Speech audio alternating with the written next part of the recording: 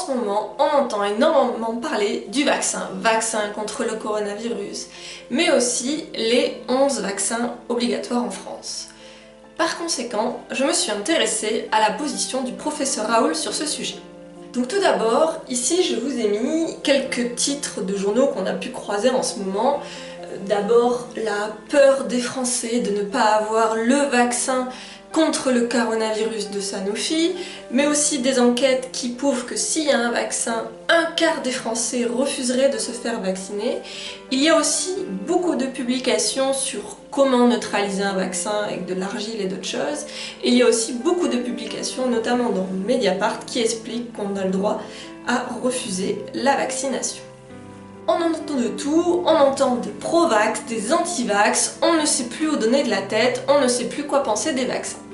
Durant cette crise, on a pu découvrir aussi le professeur Raoul qui est un grand scientifique, puisqu'en fait on classe les scientifiques en fonction du nombre de publications et du nombre de citations, et vous pouvez voir que le professeur Raoul se situe tout en haut là-bas. Vous avez vu sur les plateaux télé d'autres personnes parler énormément, mais à côté de lui ce sont des petits joueurs. Vous avez notamment Delfrécy, ici le petit point qui est autour de 500 publications et 20 000 citations, et ici tout en bas vous avez Karine Lacombe qu'on a entendu maintes fois contre le remède de l'hydroxychloroquine, ou ici tout en bas Simès qui lui n'a fait une publication pour 0 citation. Par conséquent, je me suis dit, s'il y avait une personne à écouter sur les vaccins, ça serait Didier Raoult. J'ai utilisé principalement ce qu'il dit sur son site YouTube de l'Institut Méditerranée Infection, mais aussi son livre « La vérité sur les vaccins ». On va parler d'abord du vaccin contre le coronavirus. Une des découvertes du professeur Raoult est qu'en fait, en France, il y avait déjà 4 coronavirus. Et le coronavirus que vous voyez en haut ne touche pas du tout les mêmes personnes que nos autres coronavirus. D'habitude, ce sont les enfants en crèche, etc. qui ont énormément ces coronavirus et qui se les échangent. Donc c'est ce que vous voyez ici sur ces 2 grandes barres. Mais cette fois-ci, le coronavirus chinois n'a pas touché les enfants, il touche principalement les personnes âgées. Il a testé l'immunité des enfants et en fait il s'est rendu compte que les coronavirus classiques ont donné une immunité face à ce fameux coronavirus. Donc grosso modo, les personnes en dessous de 25 ans étaient quasiment toutes immunisées contre ce coronavirus chinois. Par conséquent, ça pose la question, vu qu'en dessous de 25 ans on est à peu près tous immunisés, y a-t-il vraiment besoin d'un vaccin ? De plus, cette courbe vous montre que la crise est finie. Ici, c'est un graphique des mortalités en France sur ces 3 dernières années, et on voit que la crise du coronavirus a induit des décès supplémentaires entre le 21 mars et le 30 avril, et l'INSEE estime ça à peu près à 23 000 morts. Mais à partir du 30 avril, c'est terminé, on revient à des nombres de mortalité classiques comme les années précédentes. Par conséquent, y a-t-il besoin d'un vaccin pour cette crise? C'est trop tard, cette crise est passée. La question qu'on doit se poser, c'est va-t-il y avoir une autre crise? Et là, le professeur Raoult dit qu'il n'en a strictement aucune idée. Ensuite, en France, il y a 11 vaccins obligatoires, donc ça m'intéressait d'avoir son opinion. Déjà tout d'abord, il explique que se vacciner, ce n'est pas un acte anodin. On transperce l'épiderme, on transperce la couche protectrice, par conséquent, cela a un impact. Il présente ainsi le cas en Afrique, où une même aiguille a été utilisée pour vacciner plein de personnes, et en fait, ce qui s'est passé, c'est qu'il y a eu une augmentation de la transmission de l'hépatite C et de l'hépatite B lors de cette vaccination. Ensuite, Didier Raoult explique aussi que il est intéressant de se vacciner quand la maladie existe, mais quand la maladie disparue, ce n'est plus la peine de se vacciner. C'est pour ça qu'il a demandé la suppression du vaccin de la variole en 1978, et il a eu gain de cause. Il indique aussi que des fois, les vaccins induisent la maladie. Par exemple, il y a eu aussi des poliomyélites déclenchées par certains vaccins anti-polio. Ensuite, il explique que le vaccin n'est pas la réponse à tout. Le but d'un vaccin est de créer une réponse immunitaire.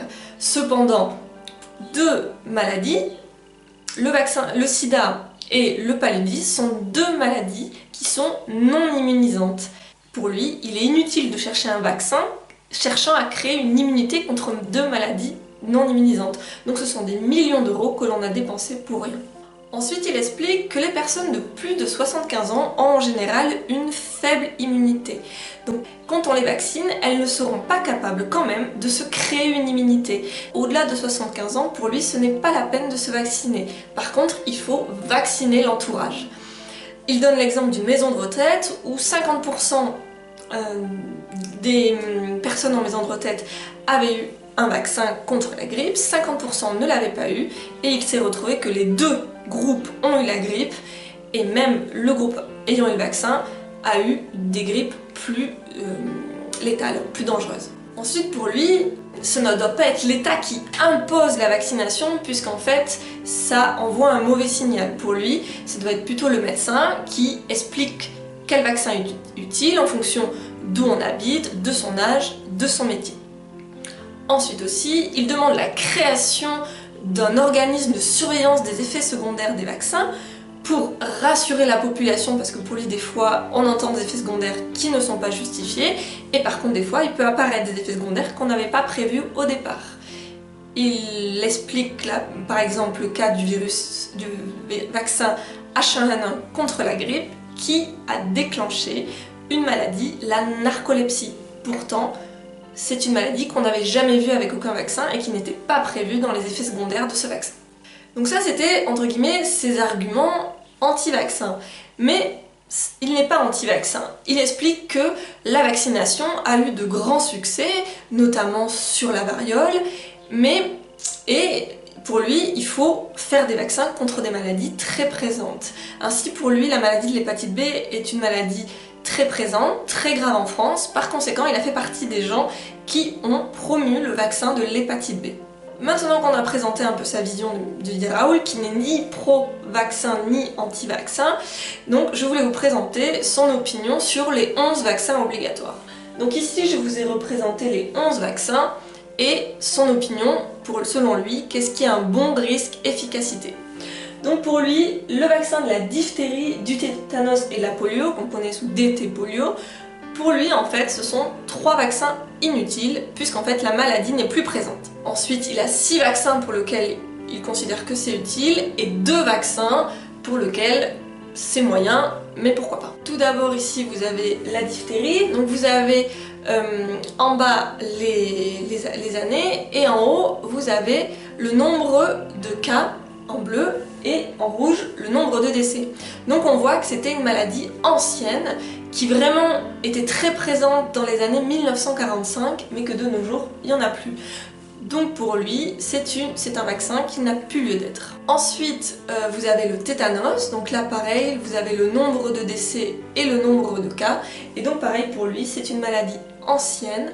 En plus c'est une maladie qui n'est pas contagieuse, donc si les personnes entre guillemets n'ont pas envie de se vacciner, il y a qu'elles qui mourront puisqu'il n'y a aucune contagion entre êtres humains sur cette maladie. Et le troisième, la polio, pareil, vous avez les années et ici le nombre de cas et le nombre de décès, et on voit, pareil, que la maladie n'est quasiment plus présente en France. Donc ces graphiques proviennent de Santé publique France, ils ne proviennent pas du livre de Didier Raoult si vous souhaitez les retrouver. Voilà, c'est terminé, je voulais juste vous présenter la vision de Didier Raoult sur les vaccins. Si ça vous intéresse que je fasse l'analyse d'autres livres, par exemple du professeur Joyeux ou autres, n'hésitez pas. Voilà, n'hésitez pas à liker, à vous abonner, à mettre des commentaires et à me proposer d'autres sujets. Voilà, au revoir.